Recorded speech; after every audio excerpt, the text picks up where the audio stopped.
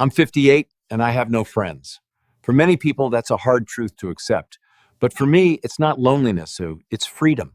I am 58 years old and I don't have a single friend. For many people, that's a hard truth to accept because they can't imagine a life without friends, without shared dinners, trips, or heartfelt conversations. But for me, the story is completely different.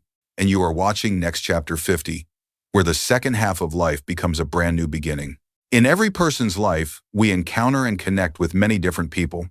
But when we look deeply into the essence of relationships, it becomes clear that friends often fall into two main groups: those who create deposits and those who create withdrawals. A friend who makes deposits is someone who brings positive energy, trust, encouragement, and genuine sharing into our lives. They are present not to take, but to give, to support, and to make our journey lighter. Their presence makes us feel heard, understood, and nourished both spiritually and emotionally. On the other hand, friends who make withdrawals are like an invisible burden, leaving us exhausted, drained, and depleted in both emotions and energy.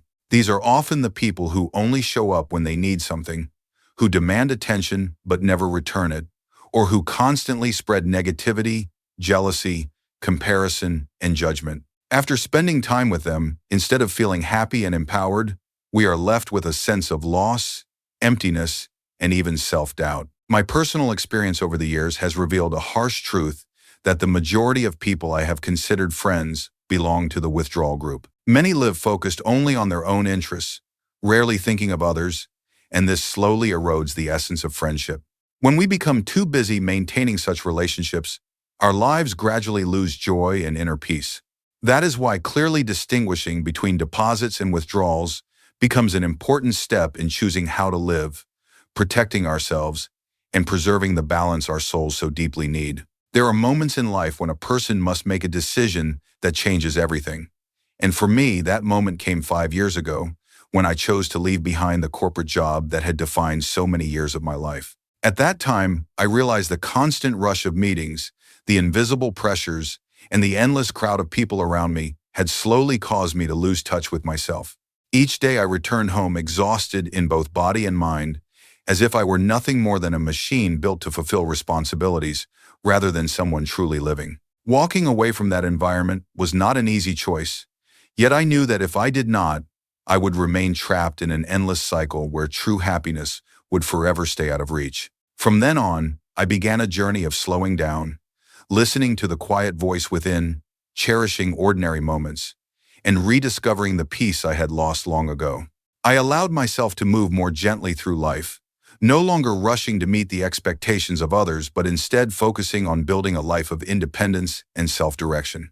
Rather than seeking validation from the crowd, I chose to create value from within, learning how to comfort myself, to heal, and to give my own life meaning. Transitioning from a crowded social environment where people constantly competed to assert themselves into a way of living enriched by spiritual depth opened a new door for me, one where silence became my companion and solitude turned into strength. This decision not only freed me from the burdens of my old work, but also revealed a new source of happiness, one born from inner balance and the ability to live each day fully in the simplest and most authentic way. If this video inspired you, hit like and subscribe. Comment yes if you agree, no if you don't. In life, there is an important distinction that few people truly pay attention to, and that is the difference between being alone and feeling lonely. Many tend to confuse the two, believing that the absence of others automatically leads to sadness and emptiness, but in reality, they are completely different. Alone is simply a physical state, a condition where we are separate from others, surrounded by quiet, with no one else present. It does not carry a negative meaning, nor does it equal unhappiness, and at times it is even a conscious choice that allows us to return to ourselves, to listen inwardly, and to rediscover peace. By contrast, lonely is an emotional state, a sense of emptiness that can appear even in the middle of a crowd, when laughter and conversation fill the air. Yet inside we feel isolated and disconnected. A person may be lonely even when living with family or maintaining many social ties, because true connection does not come from numbers, but from the depth of empathy and understanding. For me, the choice is clear.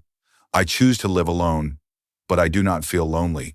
I find value in silence, I find strength in creating my own joy and meaning.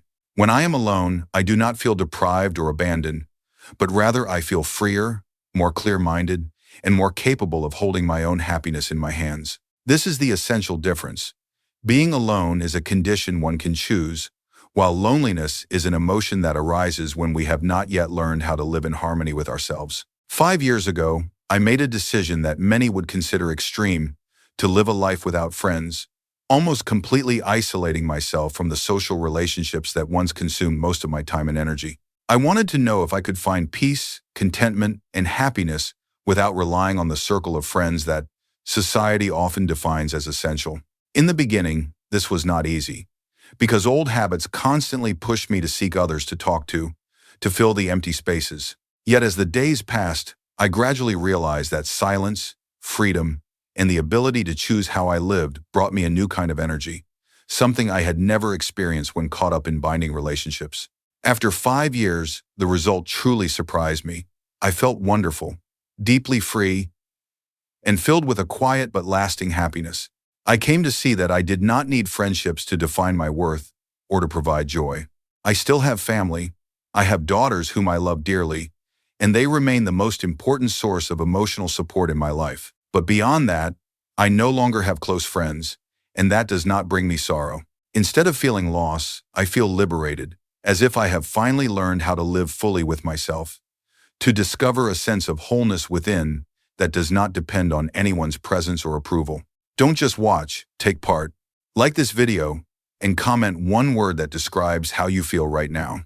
Through many years of observation and experience, I gradually formed a clearer view of human nature and relationships. I realized that most people put themselves first, caring more about their own interests, needs, and emotions than truly caring for others. This does not always come from malice or ill will, but often from instinct, a habitual focus on what they can gain rather than what they can give. Because of this, friendships often felt unbalanced to me, with care and sharing flowing in one direction while genuine empathy was rare.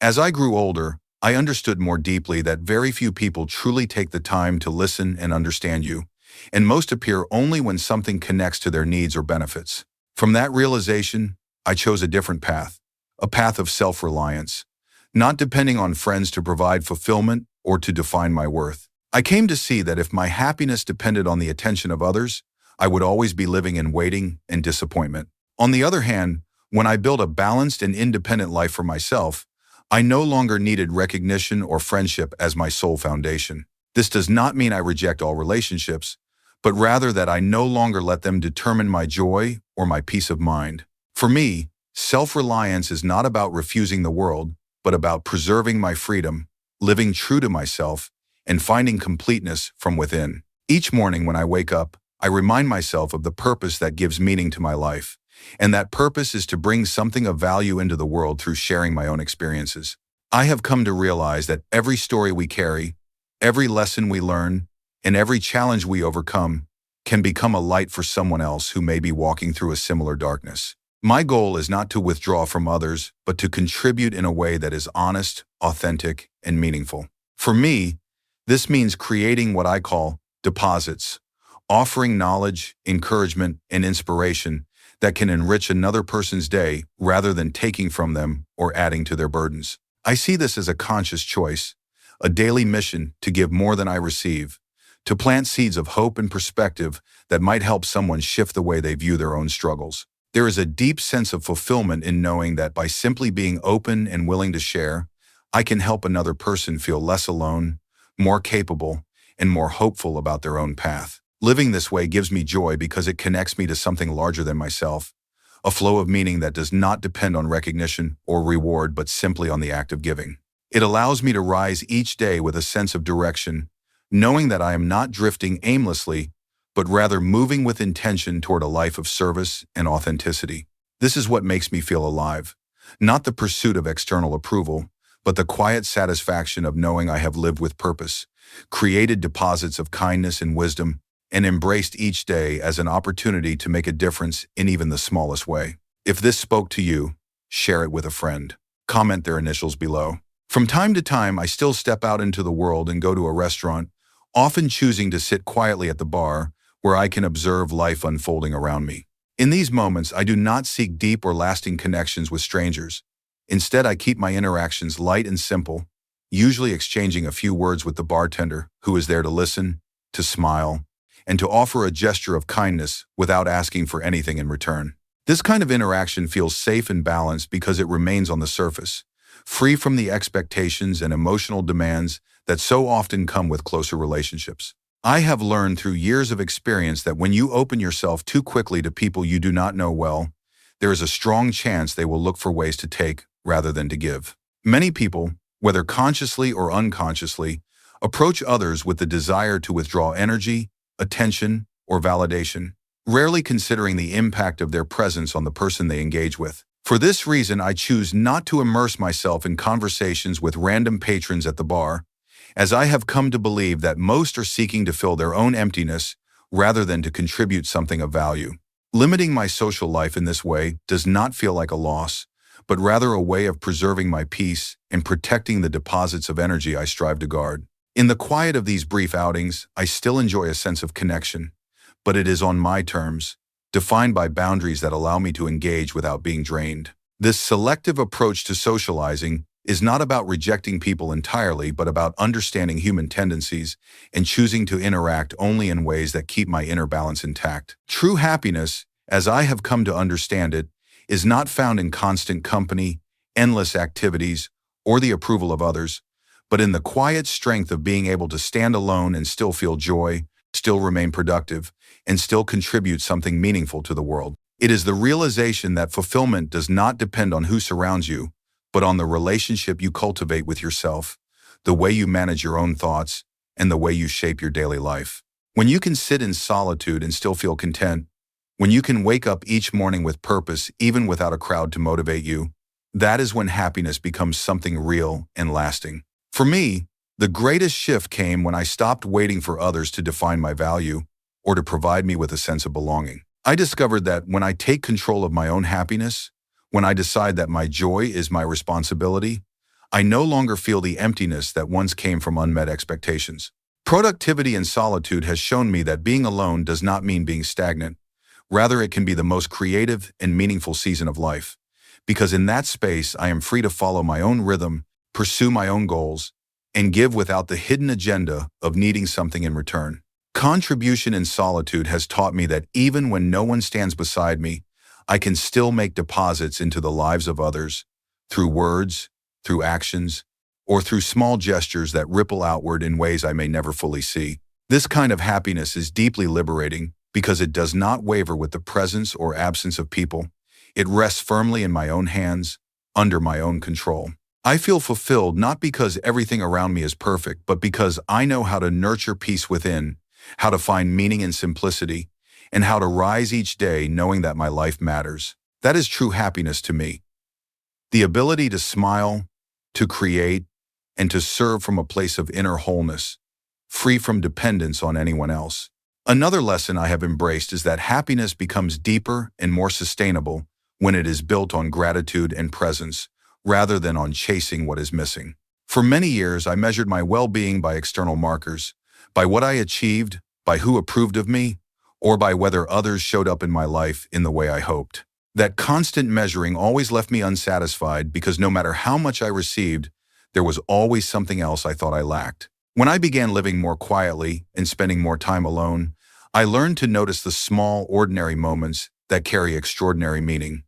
The warmth of the morning sun, the peace of an evening breeze, the sense of completion after a day of meaningful work, or even the stillness of simply breathing and being aware of my own existence. Gratitude for these simple things shifted my perspective from scarcity to abundance. Instead of focusing on what I did not have, I started to see the richness already present in my life. This practice of being present made me realize that joy does not need to be dramatic or dependent on others. It can emerge in silence, in reflection, and in the choice to see beauty where it might otherwise be overlooked. To me, this is another dimension of true happiness. Not just being productive or independent, but learning to savor the life I already have, to honor the gifts of each day, and to carry a spirit of thankfulness that no circumstance can take away. In this way, happiness becomes less about pursuit and more about recognition, less about waiting for the future and more about embracing what is already here. Share your thoughts about the experience of living alone without friends. Do you see it as a loss or as freedom? I truly look forward to reading your honest reflections because each of us has our own journey in search of happiness. If this story resonates with you, leave a comment, subscribe to the channel, and share the video to help spread the message. Remember, true happiness comes from the ability to live true to yourself and to find peace within your soul. Never stop believing in yourself because you deserve a life that is whole and fulfilling in your own way.